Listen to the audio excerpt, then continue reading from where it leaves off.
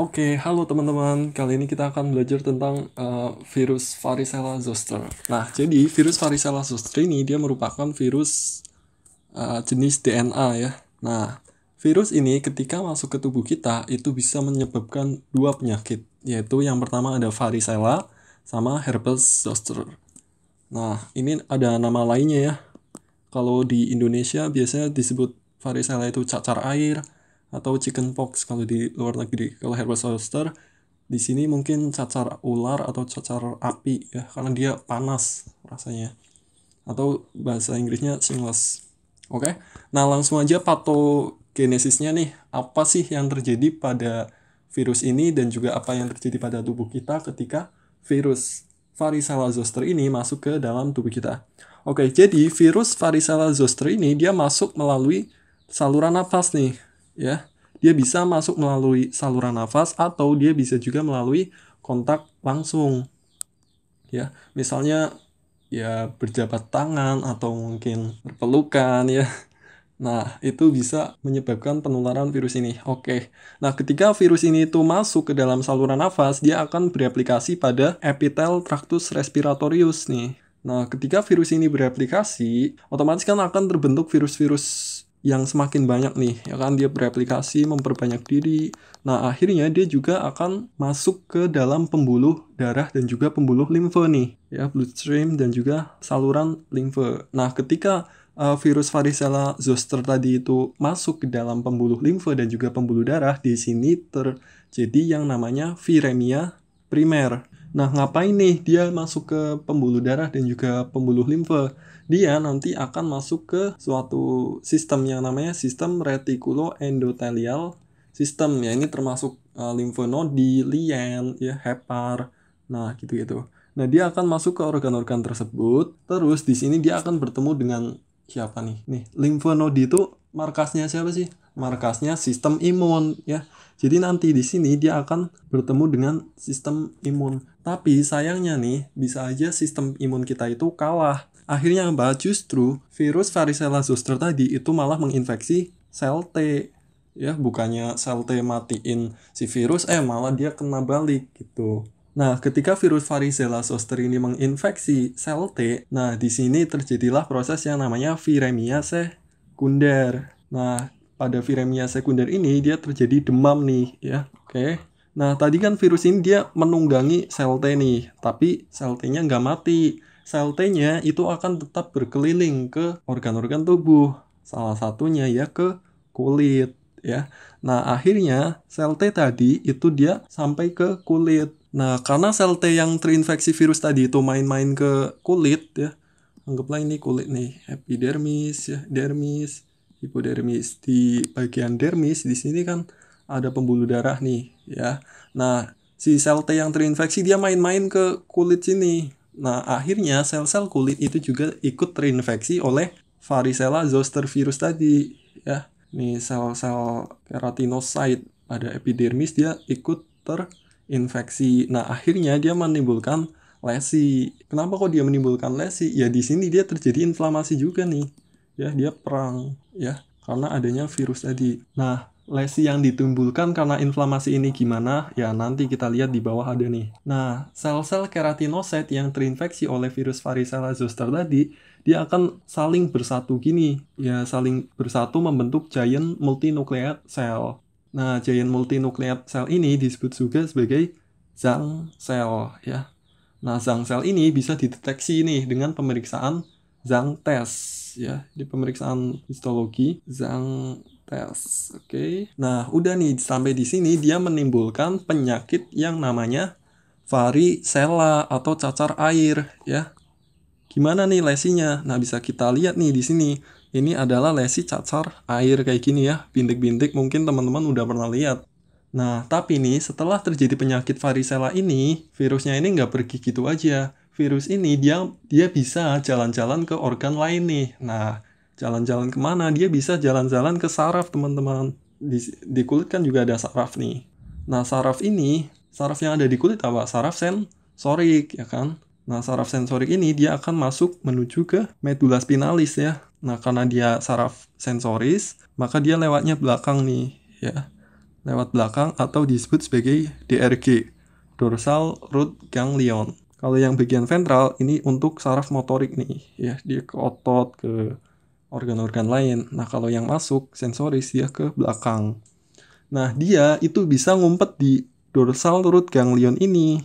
Nah, ketika dia ngumpet di sini, bisa aja nih variselanya udah sembuh, udah nggak ada lesi lagi, udah kayak orang sehat nih. Tapi virus varicella zosternya itu masih ngumpet di sini. Oke. Nah, sampai berapa lama ngumpetnya? Bisa bertahun-tahun, guys. Ya, dia bisa bertahun-tahun ngumpet di ganglion dorsal root. Nah, dia di sini tuh tidur, guys. Ngumpetnya sambil tidur. Oke, dia nggak aktif. Atau disebut sebagai dorman, ya, di mana virusnya ini tidak aktif bereplikasi. Nah, tapi pada keadaan tertentu yang membuat sistem imun itu menjadi lemah, ya, misal imunosupresif, ya, atau mungkin transplantasi organ, atau dia ada penyakit HIV, atau faktor lain lah yang pokoknya menurunkan sistem imun. Nah, ketika sistem imun lemah nih, si virus yang tidur tadi dia bisa kebangun, guys. Ya. Nah, ketika virus ini udah bangun alias udah aktif lagi, tidak dorman, ya disebut reaktivasi. Dia bangun dari tidurnya. Nah, reaktivasi virus varicella zoster yang tertidur tadi itu menyebabkan penyakit yang namanya herpes zoster, ya. Yang ini herpes zoster atau shingles atau cacar ular atau cacar api. Nah, karena dia melalui saraf, ya, dia berjalan menuju ke kulit atau disebut antegrad.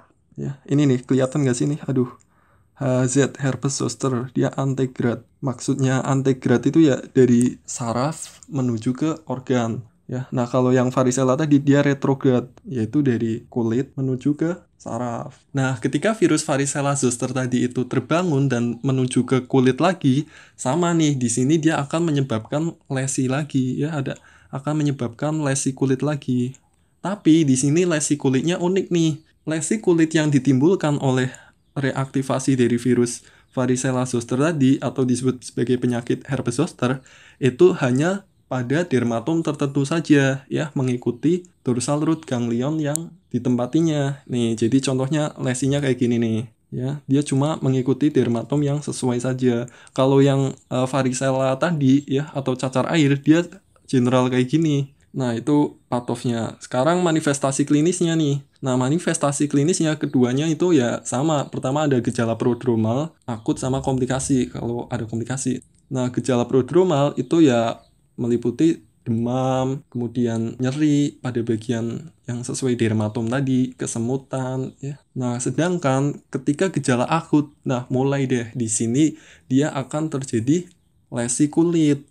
Nah, lesi kulit yang ditimbulkan pertama itu dia menyebabkan papul dulu, ya. Papul berkembang menjadi pustul. Pustul berkembang menjadi vesikula atau bula, ya, sampai bisa terjadi krusta. Oke. Nah, sampai sini bisa saja nih pasiennya sembuh. Ya udah, alhamdulillah sehat. Tapi bisa juga pasien ini mengalami komplikasi. Nah, komplikasinya apa aja nih? Ya nanti deh, ya. Nah, untuk manifestasi klinisnya dulu deh, ya, yang bisa kita lihat, ya. Transmisinya ya sama, dia tadi melalui respiratory secretion, ya, lewat droplet atau cairan. Ya, kalau yang herpes zoster dia reaktivasi dari virus varicella zoster, ya, dia laten nih.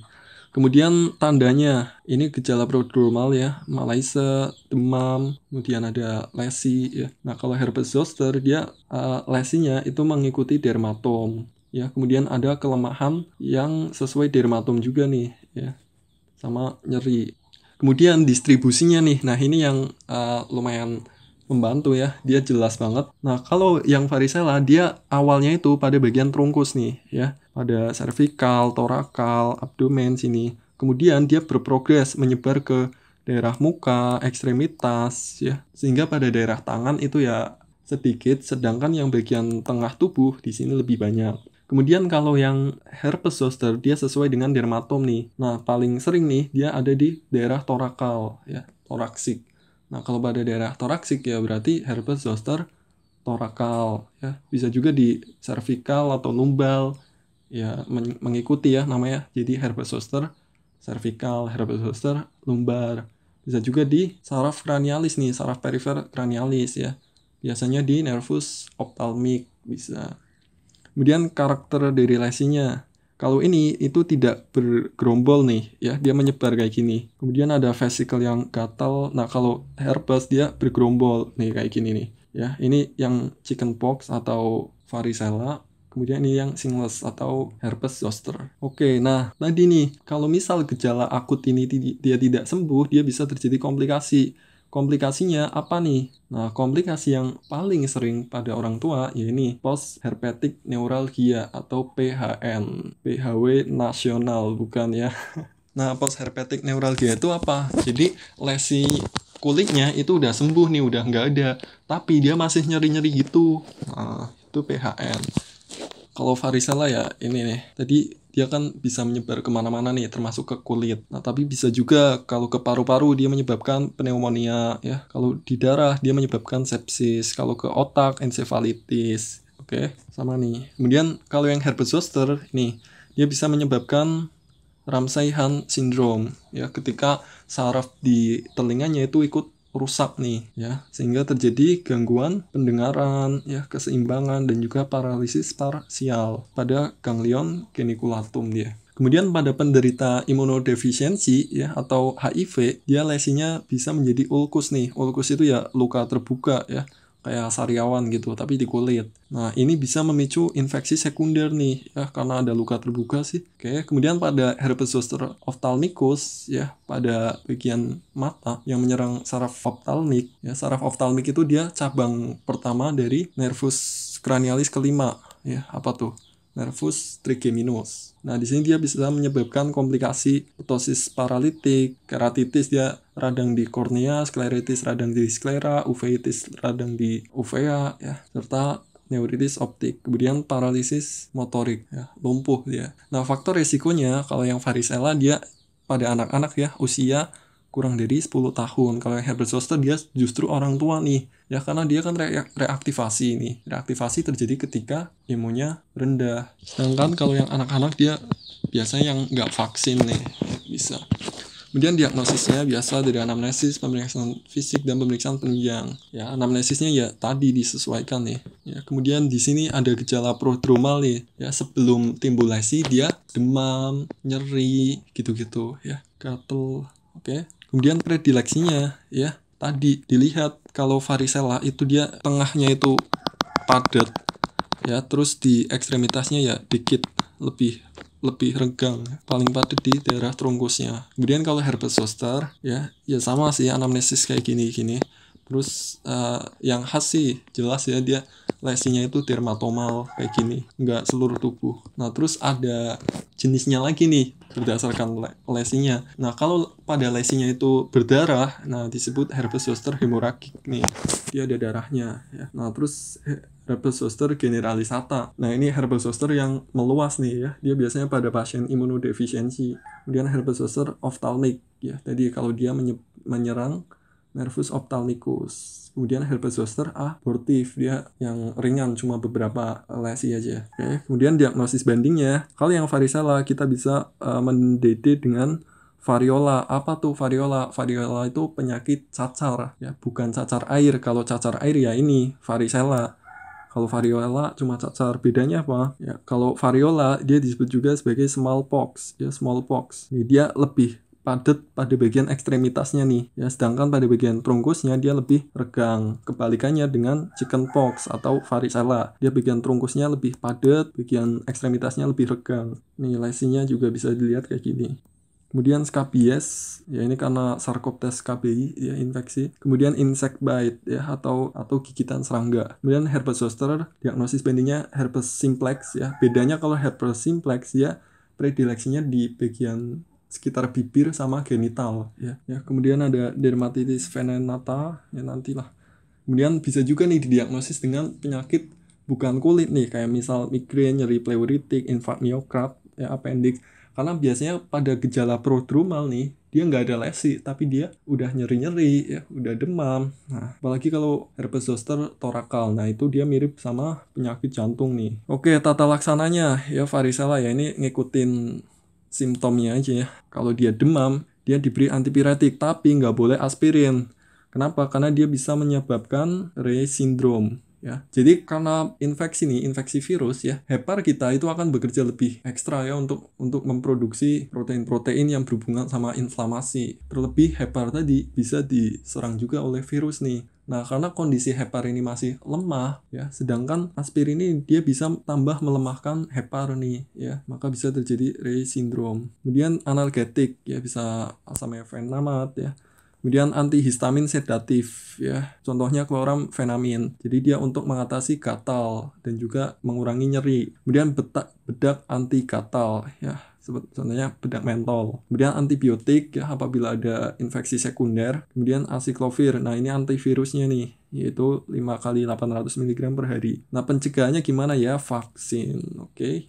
Kemudian herbal zoster, yang pertama tata laksana non farmakologinya, jangan digaruk-garuk nih ya. Kalau gatel ya udah biarin aja, karena dia bisa mengakibatkan vesikelnya pecah ya. Kemudian memberikan nutrisi tinggi kalsium, tinggi protein ya. Kemudian istirahat dan mencegah kontak dengan orang lain supaya nggak nular ke temennya ya. Kemudian kalau gejala prodromal ya sesuai sama tadi ini, diberi antipiretik, analgetik ya, tapi jangan aspirin, hindari aspirin. Nah, kalau pada stadium vesikel bisa dikasih bedak salisil nih biar nggak pecah ya vesikelnya, atau bedak kocok kelamin. Oke.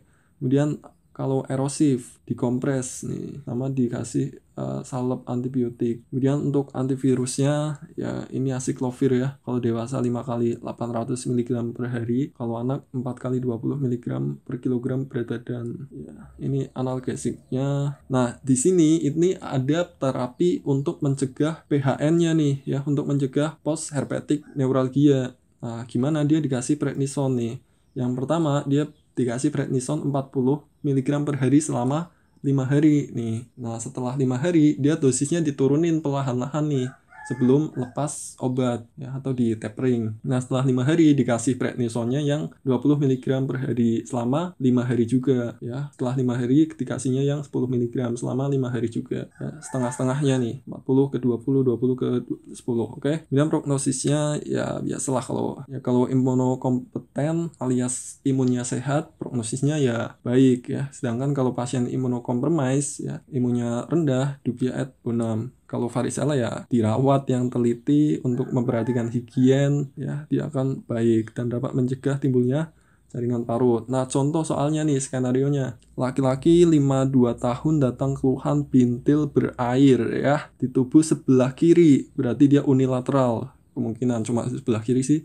Sejak 3 hari yang lalu. Sebelumnya pasien batuk, pilek, demam, lesu, tidak nafsu makan. Dia demam, lesu, nggak nafsu makan. Dia gejala prodromal ya. Pada pemeriksaan dermatologi ditemukan vesikel dan bula. Nah, ini dia vesikel dan bula kayak gini nih. Nih, vesikel bula. Kalau vesikel itu yang lebih kecil, bula yang lebih gede. Berkelompok. Nah, ini tadi ya, erythematosus di punggung dada kiri. Diagnosis yang tepat ya udah tahu lah ya. Apa nih coba? Varicella zoster? Salah ya.